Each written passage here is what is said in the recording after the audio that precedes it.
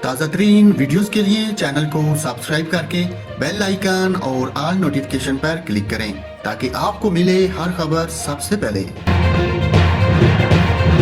اور ناظرین، یہاں پر آپ کو بتائیں، وفاقی وزیر صحت نے صحت کارڈ پر علاج بند کرنے کے حوالے سے افواہوں پر خاموشی توڑ دی ہے۔ انہوں نے اعلان کیا ہے کہ سابق وزیر اعظم عمران خان کا جاری منصوبہ بند نہیں کیا جائے گا۔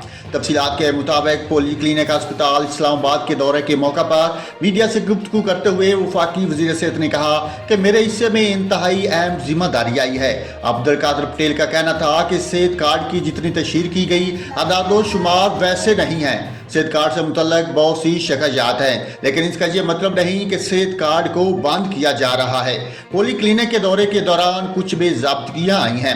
عبدالقادر پٹیل کا کہنا تھا کہ وفاقی حکومت صحت کارڈ کو صرف منظم کرتی ہے، صحت کارڈ پر ایسا کوئی فوری اقدام نہیں کریں گے جس سے علاج معالجہ بند ہو جائے۔ اعداد و شمار اکٹھے کر رہے ہیں تاکہ پتہ چلے کہ صحت کارڈ کی تشہیر اور عوام پر کتنی رقم خرچ ہوئی۔